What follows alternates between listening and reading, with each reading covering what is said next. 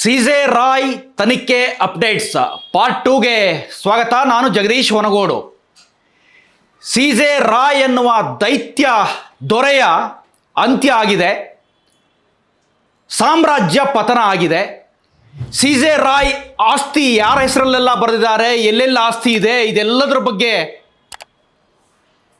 ತನಿಖೆನೂ ನಡೀತಾ ಇದೆ. ಸಿಜೆ ರಾಯ್ ಆಸ್ತಿ ವಿಚಾರದಲ್ಲಿ 3 ಭಾಗ ಮಾಡಿದ್ರು ಅನ್ನೋದು ಕೂಡ ಗೊತ್ತಾಗ್ತಾ ಇದೆ. ಇದರ ನಡುವೆ ಒಂದೇ ₹1 ಸಾಲ ಕೂಡ ಮಾಡದೆ ಸಿಜೆ ರಾಯ್ ಇಷ್ಟು ದೊಡ್ಡ ಸಾಮ್ರಾಜ್ಯವನ್ನ ಹೇಗೆ ಕಟ್ಟಿದ್ರು ಅನ್ನೋ ಚರ್ಚೆ ಕೂಡ ನಡೆದಿತ್ತು. ಇತ್ತೀಚೆಗೆ 3,000 ಕೋಟಿ ಹಣವನ್ನು ಸಿಜೆ ರಾಯ್ ಇನ್ವೆಸ್ಟ್ ಮಾಡಿದ್ದಾರೆ. ಒಂದೇ ₹1 ಸಾಲ ಮಾಡಿಲ್ಲ. ಈ 3,000 ಕೋಟಿ ಹಿಂದೆ ವಿಶೇಷ ತನಿಖಾ ತಂಡ ಅಥವಾ SIT ಅಥವಾ ಸ್ಪೆಷಲ್ ಇನ್ವೆಸ್ಟಿಗೇಷನ್ ಟೀಮ್ ತನಿಖೆಯನ್ನು ಚುರುಕುಗೊಳಿಸಿದೆ. ಒಂದು ಕಡೆ IT ದಾಳಿ ಆಯಿತು, IT ದಾಳಿಯಿಂದನೇ ಸಿಜೆ ರಾಯ್ ಸತ್ರು, IT ಅಧಿಕಾರಿಗಳ ಕಿರುಕುಳ ಹೆಚ್ಚಾಯಿತು ಅನ್ನೋ ನಿಟ್ಟಿನಲ್ಲಿ ಮೊನ್ನೆ 2 ದಿನ ತನಿಖೆ ನಡೀತು. ಕೇರಳದಿಂದ ಬಂದಂಥ ಅಧಿಕಾರಿಗಳನ್ನು ಎಲ್ಲೂ ಹೋಗೋದಕ್ಕೆ ಬಿಟ್ಟಿಲ್ಲ. SIT ಕಚೇರಿಯಲ್ಲೇ ಇರಿಸ್ಕೊಂಡು ಅವ್ರಿಗೆ ಬೇಕಾದ ಊಟ ತಿಂಡಿ ಕಾಫಿ ಎಲ್ಲದನ್ನೂ ಕೊಟ್ಟುಬಿಟ್ಟು IT ಅಧಿಕಾರಿಗಳಿಂದ ಮಾಹಿತಿಯನ್ನು ಕಲೆ ಹಾಕಿದ್ದಾರೆ. ಕೇರಳದಿಂದ ಬಂದ ತಂಡದ ಮುಖ್ಯಸ್ಥ ಕೃಷ್ಣ ಪ್ರಸಾದ್ ಏನಿದ್ರಲ್ಲ, IRS ಅಧಿಕಾರಿ, ಇವರನ್ನ ಸತತ ತನಿಖೆಗೆ ಒಳಪಡಿಸಿದಾಗ ಅವರಿಂದ ಒಂದಿಷ್ಟು ಇನ್ಪುಟ್ಸ್ಗಳು ಬಂದಿದ್ದಾವೆ. ನಾವು ಯಾವಾಗ ತನಿಖೆ ಮಾಡ್ತಾ ಇದ್ವಿ, ಎಷ್ಟು ಬಾರಿ ತನಿಖೆ ಆಗಿದೆ, ಎಷ್ಟು ಬಾರಿ ದಾಳಿ ಮಾಡಿದ್ವಿ, ಮತ್ತು ಒಂದು ಗಮನಿಸ್ಬೇಕು ನೀವು, ED ಎನ್ಫೋರ್ಸ್ಮೆಂಟ್ ಡೈರೆಕ್ಟ್ರಿಗಾದರೆ ತಕ್ಷಣ ಅವ್ರನ್ನ ಅರೆಸ್ಟ್ ಮಾಡಿಕೊಳ್ಳುವಂಥ ಅಧಿಕಾರ ಇದೆ. ಆದರೆ IT ಅಧಿಕಾರಿಗಳು ಹಾಗೆ ತಕ್ಷಣದಲ್ಲಿ ಯಾರನ್ನೂ ಕೂಡ ಅರೆಸ್ಟ್ ಮಾಡಲ್ಲ.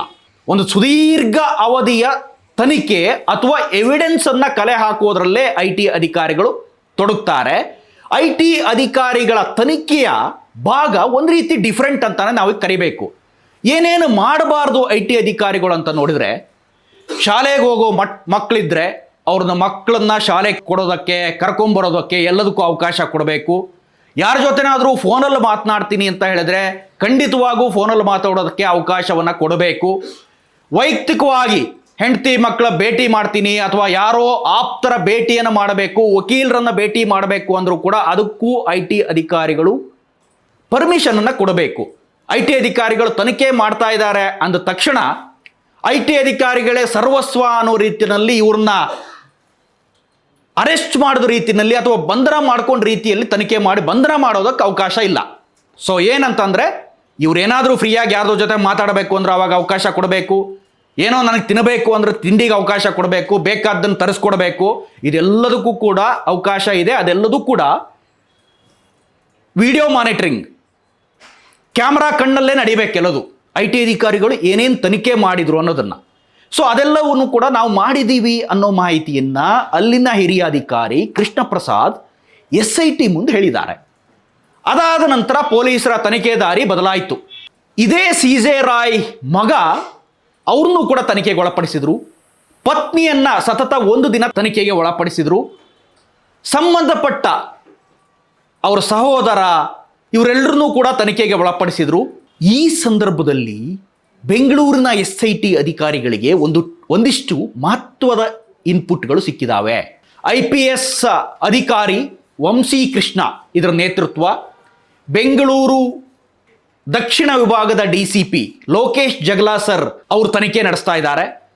ಅಶೋಕನಗರ ಇನ್ಸ್ಪೆಕ್ಟರ್ ACP ಎಲ್ಲರೂ ಕೂಡ ತನಿಖೆ ಭಾಗವಾಗಿದ್ದಾರೆ. ಇಂಥ ಸಂದರ್ಭದಲ್ಲಿ 3,000 ಕೋಟಿ ಹಿಂದೆ ಒಂದಿಷ್ಟು ವಿಚಾರಗಳು ಬಯಲಾಗ್ತಾ ಇದೆ. ಒಂದಿಷ್ಟು ಮಹತ್ವದ ಇನ್ಪುಟ್ಸ್ಗಳು ಬರ್ತಾ ಇದೆ ಪೊಲೀಸ್ ಇಲಾಖೆಯಿಂದ. ಒಂದೇ ₹1 ಸಾಲ ಮಾಡದೆ ಸಿಜೆ ರಾಯ್ 3,000 ಕೋಟಿಯನ್ನು ಇನ್ವೆಸ್ಟ್ ಮಾಡಿದ್ರು ಅಂತ. ಹಿಂದೆ ಹಲವು ಇಂಟರ್ವ್ಯೂಗಳಲ್ಲೂ ಕೂಡ ಅವ್ರು ಹೇಳ್ಕೊಂಡಿದ್ದಾರೆ, ನಂದು ಯಾವುದೇ ಸಾಲ ಇಲ್ಲ, ಅವರ ಕಾರ್ಗಳ ಆಯ್ಕೆ ಅಥವಾ ಅವರ ಐಷಾರಾಮಿ ಜೀವನ ಇದೆಲ್ಲದನ್ನು ಕೂಡ ನೀವು ನೋಡ್ಕೊಂಡೇ ಬಂದಿದ್ದೀರಿ. ಸೊ ಈಗ ಇವ್ರ ಜೊತೆ ಇನ್ವೆಸ್ಟ್ ಮಾಡಿದವ್ರು ಯಾರು ಅನ್ನೋ ಪ್ರಶ್ನೆ ಇದ್ದಿದೆ. ಕೇವಲ IT ಅಧಿಕಾರಿಗಳ ದಾಳಿಗೆ ಇವರು ಆತ್ಮಹತ್ಯೆ ಮಾಡ್ಕೊಂಡ್ಬಿಟ್ರ ಅಥವಾ ಇನ್ಯಾವುದಾದ್ರೂ ಪ್ರಕರಣ ಬೇರೆ ರೀತಿ ಆ್ಯಂಗಲಲ್ಲಿ ಹೋಗಿತ್ತಾ ಅಂತ ನೋಡಿದಾಗ ಪೊಲೀಸರಿಗೆ ಬೇರೆದ್ದೇ ಸುಳಿವು ಸಿಗ್ತಾ ಇದೆ. ಕೆಲವು ರಾಜಕಾರಣಿಗಳು ಹವಾಲಾ ಹಣವನ್ನು ಇವರ ಕಂಪನಿಗಳಲ್ಲಿ ತೊಡಗಿಸಿದ್ರು. 3,000 ಕೋಟಿ ಹಣ ಏನಿದೆಯಲ್ಲ, ಈ ಹಣ ಬ್ಲ್ಯಾಕ್ ಮನಿ ಅನ್ನೋದು SIT ಮೂಲಗಳಿಗೆ ಸಿಕ್ಕಿದಾವೆ. ಹಲವು ರಾಜಕಾರಣಿಗಳು, ನಾನು ಅವ್ರ ಹೆಸರು ಹೇಳೋದಕ್ಕೆ ಹೋಗೋದಿಲ್ಲ, ಕೆಲವು ಹೆಸರುಗಳನ್ನು ಕೂಡ SIT ಅಧಿಕಾರಿಗಳು ಅನಧಿಕೃತವಾಗಿ ಅಥವಾ ಮಾತಾಡ್ತಾ ಹೇಳಿದ್ದಾರೆ. ಆದರೆ ಅದು ಯಾರ ದುಡ್ಡು? ಕೊಚ್ಚಿಯಲ್ಲಿ, ಹೈದರಾಬಾದ್ನಲ್ಲಿ, ಬೆಂಗಳೂರಲ್ಲಿ ಎಲ್ಲ ರಾಜ್ಯದ ರಾಜಕಾರಣಿಗಳು ಇದ್ದಾರಂತ ಇದರಲ್ಲಿ. ಕೇವಲ ಬೆಂಗಳೂರು ಅಥವಾ ಕರ್ನಾಟಕ ಮೂಲದವರಲ್ಲ, ಹೈದರಾಬಾದ್ ಮೂಲದವರು ಅಂತಾನೆ ಅಲ್ಲ, ಕೊಚ್ಚಿಯವರು ಅಂತಾನೆ ಅಲ್ಲ, ಎಲ್ಲ ಭಾಗದ ರಾಜಕಾರಣಿಗಳು ಇವರ ಹವಾಲಾ ಹಣವನ್ನು, ಇವರ ಬ್ಲ್ಯಾಕ್ ಮನಿಯನ್ನು ರಾಯ್ ಕಂಪನಿಯಲ್ಲಿ ತೊಡಗಿಸಿದ್ರು. ಹಾಗಾಗಿಯೇ ರಾಯ್ ಅವರಿಗೆ ಒಂದು ರೀತಿ ಇಕ್ಕಟ್ಟಿಗೆ ಸಿಕ್ಕಾಕೊಂಡ್ರು ಅಂತ ನಮ್ಮ SIT ಪೊಲೀಸರಿಗೆ ಮಹತ್ವದ ಇನ್ಸೈಟ್ಗಳು ಸಿಕ್ಕಿದ್ದಾವೆ. ತನಿಖೆ ಭಾಗ ಇನ್ನೂ ಮುಂದುವರೆದಿದೆ, ಹಾಗಂತ ಇದೇ ಫೈನಲ್ ಅಲ್ಲ, ಬೇರೆ ಬೇರೆ ಕಾರಣಗಳಿರ್ಬೋದು. ಒಬ್ಬ ಆತ್ಮಹತ್ಯೆ ಮಾಡ್ಕೊಳ್ಳೋದಕ್ಕೆ ಕೇವಲ ಒಂದು ಕಾರಣಕ್ಕೆ ಆತ್ಮಹತ್ಯೆ ಮಾಡ್ಕೊಳ್ಳಲ್ಲ ಅನ್ನೋದನ್ನು ಹಲವು ಮನೋವೈದ್ಯರು ಕೂಡ ಹೇಳ್ತಾರೆ. ಸಾಕಷ್ಟು ಕಾರಣಗಳು ಒಟ್ಟಾದಾಗ ಆತ್ಮಹತ್ಯೆ ಅಂತ ನಿರ್ಧಾರವನ್ನು ಕೈಗೊಳ್ತಾರೆ ಅನ್ನೋದು ಮನೋವೈದ್ಯರ ಸಹಜ ಮಾತು. ಸೊ ಈಗ ಕೇವಲ IT ಆ್ಯಂಗಲ್ ಅಲ್ಲ, IT ದಾಳಿ ಅಲ್ಲ, ಈ ರೀತಿ ಬ್ಲಾಕ್ ಮನಿಯನ್ನು ಇನ್ವೆಸ್ಟ್ ಮಾಡಿದ್ದು ಕೂಡ, ಅದಕ್ಕೆ ಉತ್ತರ ಕೊಡಬೇಕಾಗಿದ್ದು ಕೂಡ ರಾಯ್ ಅವರೇ ಆಗಿದ್ದರಿಂದ, ಸೊ ಆ ಅಧಿಕಾರಿಗಳಿಗೆ ಉತ್ತರ ಕೊಡೋಕ್ಕಾಗ್ದೇ ಆತ್ಮಹತ್ಯೆ ಮಾಡ್ಕೊಂಡಿರಬಹುದು ಅನ್ನೋದು ಗೊತ್ತಾಗ್ತಾ ಇದೆ. ಅವ್ರ ಡೈರಿಯಲ್ಲೂ ಕೂಡ ಒಂದಿಷ್ಟು ಹೆಸರುಗಳು ಸಿಕ್ಕಿದ್ವು.